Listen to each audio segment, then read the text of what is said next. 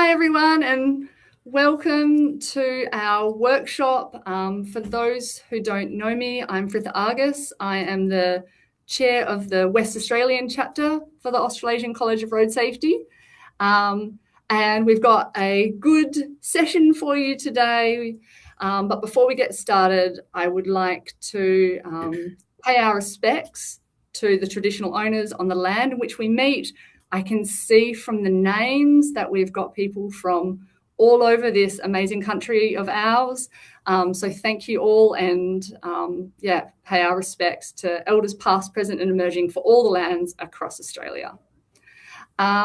Today we've got with us Brett Hughes, who's going to give a presentation specifically around the AS 7531 draft. And he is an independent transport safety researcher and advocate. And we also have with us Lara Jensen, who is a rail safety advocate, and she's going to tell us her story about a specific level crossing as well. So that is very exciting. Brett, if we can move to the next slide, please. So here's our outline for today. So as I've just mentioned, I'm doing the first one now. The next three, Lara and Brett will speak to, and then we will have time for discussions, comments, questions. We will be collating all of those and putting them into a submission that will go from the college back to the Australian Rail Industry Standards Organisation. So that's how our session will go. So I think we can move straight in, and I will hand over to Lara and let us tell us her story. Hi everyone, my name is Lara Jensen. I'm the spokesperson for the Improved Train Lighting and Level Crossing Safety Group. We are a group of families from all around Australia who have got together to try and improve safety. We've also been assisted greatly by people like Dr. Brett Hughes and other organisations around Australia who believe that there is a need for improved train lighting and safety measures at level crossings. But I'll start with the day that changed our lives, our three families' lives. It was July 8th, 2000, so it was a dark winter's night. My youngest brother, Christian Jensen, who was 20, and his friends, Hilary Smith, who was 19, and Jess, 18, were all on their way to a 21st birthday party. And that was to be held at the Jennicabine Tavern. So a group of 50 of their friends had already gathered there. But it was just on 6 o'clock at night when they approached the Yarramoni Road level crossing. That particular road was zoned rural, so it had a speed limit of 110 kilometres per hour. The train approached, and as per the train driver's statement, he said my brother appeared to be slowing down, but then didn't. The train driver said he believes that my brother may have confused the train light for conflicting tractor lights in surrounding paddocks, because it's an agricultural area, and at that time they were spraying. So just after 6 o'clock, the train collided with the Land Cruiser that Christian was driving. He, with all his force, he pulled the vehicle to try and, deflect the vehicle away from the train. But of course it was too late. And so they were pushed for over 700 metres until the train could come to a complete stop. So as I said, there was only a give way sign in place at that level crossing. The following morning, when the father of Hilary arrived at the crossing, trees on approach to it had been removed and cut down. There were obviously concerns around the visibility on approach to that level crossing. The vegetation was quite overgrown. So that happened before the first of our families could even get to the site. And then following that, in the weeks that followed, we learnt that another young man had been killed in the exact same location at the exact same crossing just 3 years prior. So there's just a couple of things on the train lighting. Obviously, it would take another year before the coronial inquest took place. So that was in October 2001. but we discovered that flashing warning lights, they were not fitted to the train, to the locomotive involved in this triple fatality. It had no beacon lighting, it had no ditch lighting either. And WA State Coroner Alistair Hope, who provided over the inquest into their deaths, he found that flashing lights were not fitted to the train, and inadequate train lighting was a contributing factor in the triple fatality. Coroner Hope concluded that the train was not adequately lit and there was no lighting on the train designed to provide an effective warning to motor vehicle drivers at railway crossings. And as such, the train constituted a very serious safety hazard indeed. And at that point, he recommended that all locomotives be fitted with external auxiliary lighting to effectively warn motorists of oncoming trains. But alarmingly, these recommendations, they were never legislated by our government following that. So we had the coronial inquest, and then we actually petitioned the government on 3 separate occasions for this beacon lighting. Obviously, you want the motorist to have every opportunity to see the train. My brother was a particularly safety conscious and careful young man, so it rocked all of us completely that this had happened to him. And just one more thing on this was what the coroner said about the train. He said, in the present case, it is clear that the lighting on the locomotive was designed to assist the driver of the locomotive to see the track and was not designed to assist motorists to see the train. It is important that locomotives should be reasonably well lit so as to assist motorists in detecting that there is an oncoming train, recognising the train for what it is, a potential hazard, and estimating the amount of time which the train will take to arrive at the crossing. So really our triple fatality, it was a perfect storm of factors, and it led to a coronial investigation with very strong and unequivocal recommendations. Obviously, as years went by, I've connected with other groups. I'm a CWA of WA member. They've been lobbying for rail safety improvements dating back to 1950. And to give an example, they advocated for warning lights on all country railway crossings in 1950. And that it goes on that there are several other strong recommendations, and they're still lobbying for this as well. They're a great supporting organisation. We also became aware just recently we got a full copy of a 1968 report that recommended beacon lighting in WA following a spate of serious crashes at railway crossings in WA, and also the painting yellow of all livery or rolling stock at that time, but that was also not actioned. And then 32 years later, on that dark winter night, we lost our 3 family members. So our position is that this is completely inadequate. There is a problem with train illumination, and we would like to see, through this process with AS7531 and the work we're doing, we'd like to see change. And I'd also just like to say a massive thank you to Brett Hughes for all the tireless hours he puts in behind the scenes, and to organisations like you as well. We sincerely appreciate it. And I don't want to take up too much more time. So I just wanted to give you a summary of what we endured as families and what we're still enduring. Thank you so much. Yeah, go on, Freda. So I was just going to say thank you so much, Lara, for sharing your story with us. I think it's really important that we don't lose sight of the families and the real impacts of what we're talking about when we're talking about advocating for improvements to safety. So thank you so much for sharing with us. Thank you. Yeah. Brett, if you would like to.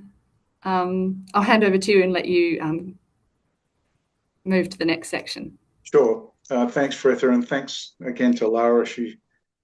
I've heard that story and others like it too many times. So I better move on. I want to give you some background to AS7531 and to level crossing safety in general. It's no secret to people here that road safety is complex. And the safe system view of level crossings doesn't address all of the parts of the system that make level crossings safe. Now, rail safety is complex too. There's no simple solutions. There are multiple parts, participants, and tools applied. So it's all complicated. Now, if we think of the road system as being 3 main elements, and it's more than that, but let's go with the 3 main elements: roads, vehicles, and road infrastructure. Then there's 3 interactions. If we look at the rail side with the same three interactions: trains, train drivers, rail vehicles, and rail infrastructure. But if you put all of those 6 basic interactions together, you get 14 interactions. So everything magnifies within the context of the other things. So the diagram I've got in the top right side is the diagram that I prepared for the 2003 National Level Crossing Safety Strategy. And just to complicate things further, the way that safety is managed in road and rail is different. Road safety management is based on prescriptive rules, compliance, enforcement, and penalties. And rail safety is based on what's called a co-regulatory approach. The rules are few and at high level. Railways have to demonstrate to the regulator that they have the capacity, competency, systems, and processes in place and a safety management system. Then it's up to the railways to ensure safety, so it's not prescriptive. And then the regulator gets involved if things are seen to be unsafe. Now, nobody knows everything about level crossing safety. Some know about roads, some know about railways, few know too much about both, and we need all of the different perspectives from a variety of users and professionals. We also recognise that there's no silver bullets for level crossing safety, but as somebody said the other day, we need silver buckshot. So train lighting and visibility is only one part of an integrated and multifaceted level crossing safety management. But the lighting and visibility has been ignored for decades, as Lara just illustrated, and there is considerable reluctance to make improvements. I tried to get some improvements in the 2003 National Strategy, but I failed, and more than 20 years later, we're still battling to get some of those improvements included.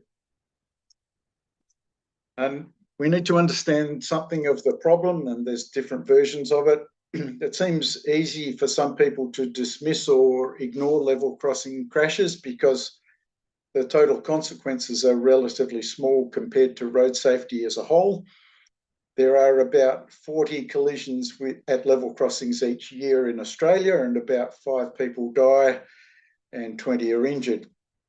There are about 850 near hits each year in Australia. And from a road safety perspective, if we're going to get to zero, then level crossing crashes need to get to zero as well. There's about 24,000 level crossings in Australia, and about 20% of those have active protection, which is flashing lights and or boom gates. So around 19,000 level crossings in Australia are protected, if I use the word protected, by stop or give way signs. But this is what terrifies me. The crash in the picture occurred on New Year's Eve in South Australia in 2023, where 2 train crew died. This crash rode off 2 locomotives worth over $6 million new and a double semi-trailer. It destroyed a section of railway line which closed the main east-west interstate railway and a main east-west highway, disrupting the freight system for many days.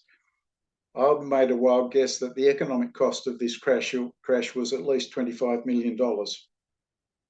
We don't get crashes anything like this on the road system. The closest one we've had recently is the Newcastle bus crash in 2023, which is still a catastrophe. Most people don't realise that this crash on the screen could have been the Indian Pacific passenger train carrying 200 passengers, and you can imagine the consequences of that. At some point in time, we're likely to have a catastrophic level crossing crash, perhaps the worst land transport crash in Australia. We went close at Kerrang in 2008 when 11 people died and 23 people were injured. What sets level crossing crashes apart from most other road crashes is the potential for a catastrophe like bus crashes.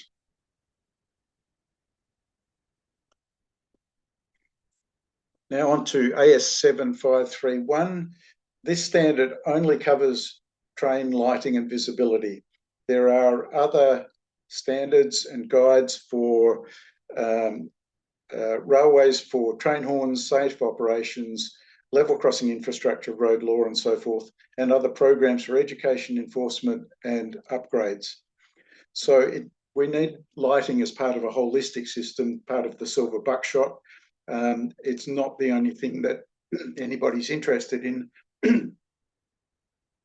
Sorry, but it is the one that is neglected more than many others. The objectives of AS 7531 are to provide performance and technical requirements for interior and exterior train lighting and visibility, which includes the conspicuity of rolling stock. I can talk about conspicuity sometime, in day and night times, and recognising the environmental factors that affect visibility.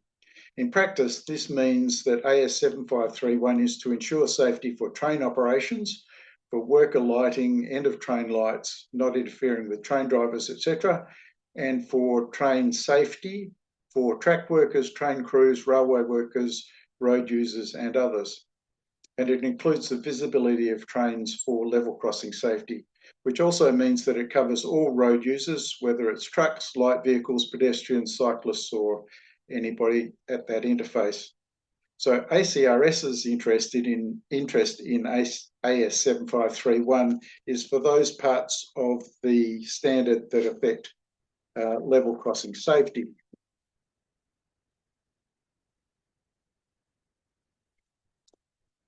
The Office of the National Rail Safety Regulator is established by Rail Safety National Law and is called ONSA.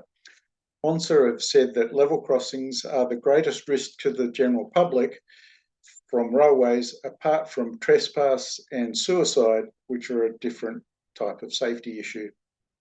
In road safety, we've recognised that people aren't perfect and we all make mistakes, but the system shouldn't let people die or be seriously injured for those errors.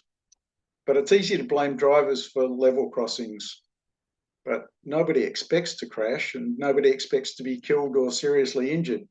The problem is that level crossings have insufficient controls to ensure safety. So ONSA's CEO has also said that any system that relies on humans to ensure safety is fundamentally unsafe. Industrial safety describes a hierarchy of controls with elimination of risk at the highest level, which is most effective.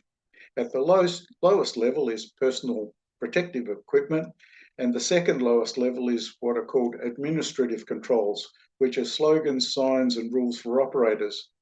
So most of the so-called controls at level crossings are administrative controls, which are not very effective.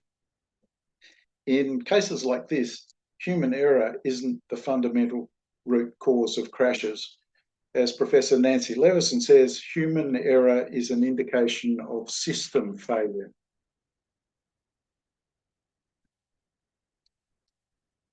Crossing a railway is more complex than it first appears. A driver approaching a crossing goes through several stages and needs to successfully complete each of the tasks required, including identifying the crossing, that it exists, and the type of crossing control, managing the vehicle speed, looking for and identifying a train or stop at the lights, estimating the speed and distance if there's an oncoming train, deciding if there's a safe gap, and crossing safely. All of these stages require suitable information about the crossing, the train, and so forth. They all require a variety of skills, knowledge, and experience. These requirements and skills for each of the stages varies depending on the type of controls of the crossing. And drivers aren't always good at it because they don't always expect a crossing or a train, and partly because they're not experienced.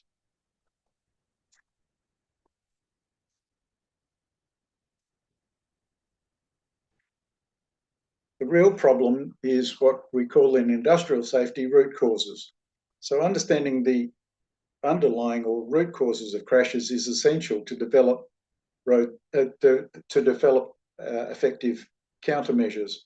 Road safety mostly relies on information about crash circumstances rather than the underlying crash causes.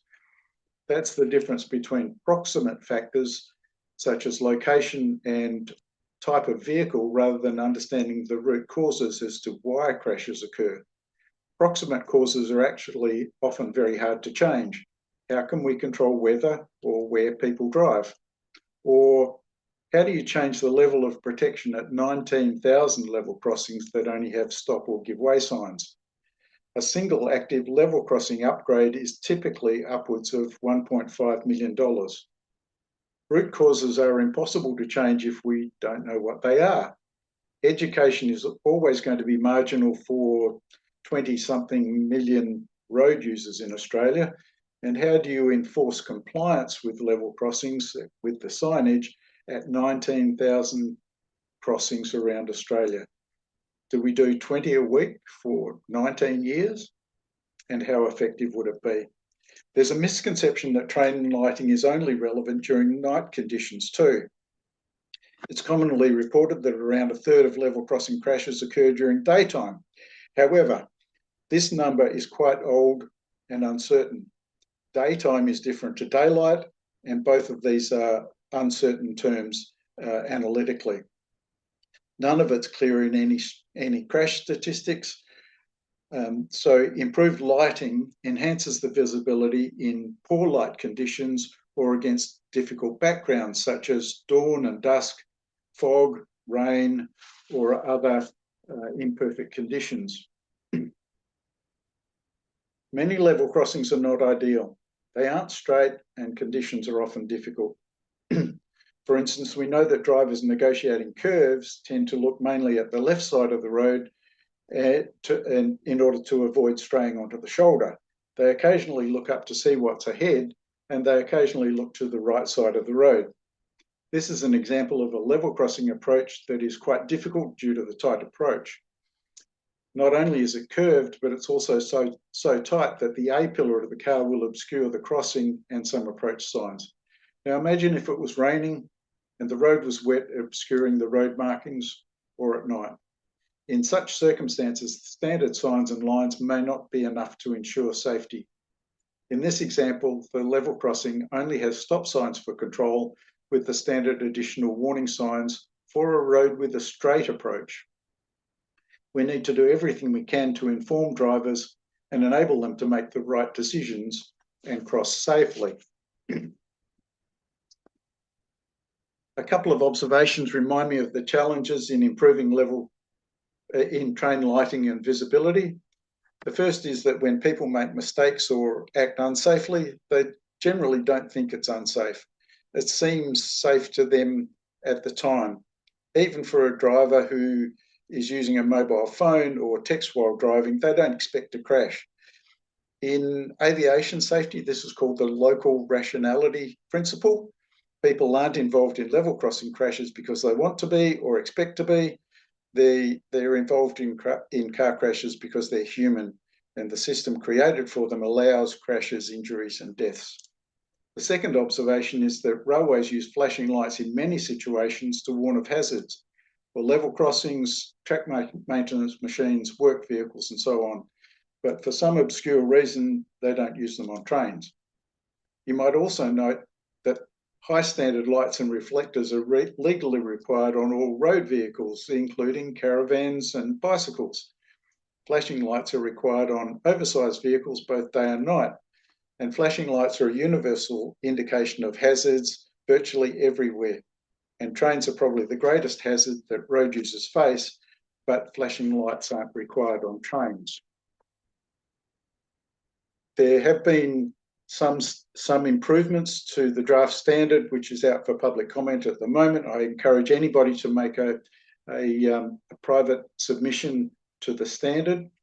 There have been some improvements, largely due to the efforts of Laura and her supporters.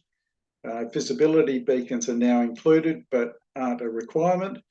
Forward visibility lights are included, but aren't a requirement. Side lights are included. Livery, which is the painting of the trains, the colours, and so on, has been improved. There is some issues, some improvements about contrast, because a single colour doesn't necessarily contrast with background. So there's ways to improve contrast, and there are some good explanations of some lights in the appendices.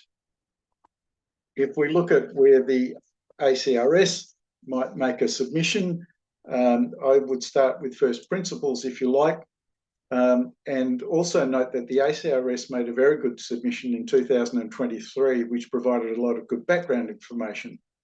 So some of the principles that we might base the submission on is that the standard should be a high standard, not a minimum. Trains should be lit at least to the standard of large trucks.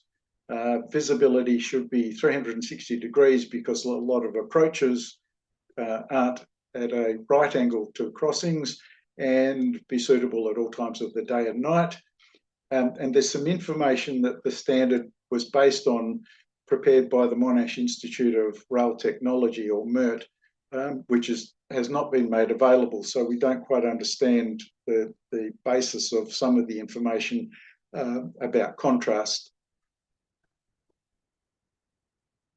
Some suggestions for the ACRS submission is for the Monash research to be released so we understand what it's about.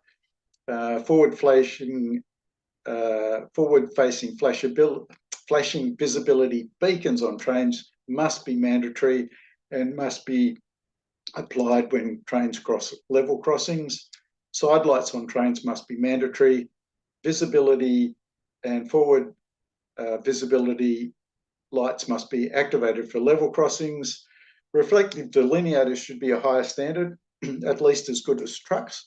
The current standard describes retro-reflective tape, which is the same as used for stop and give way signs, but it doesn't work well at angles, and it's not up to the standard for road vehicles, which require mirrored corner cube reflectors. And there would be some benefit in adding appendices to describe side lights and forward-facing flashing visibility beacons. Just wanted to recognise the work that Lara has been doing, and the support of all of these organisations on the left. My diagram for how I look at road safety or other safety is on the right, but acknowledge the support of the organisations on the left. Thanks for listening.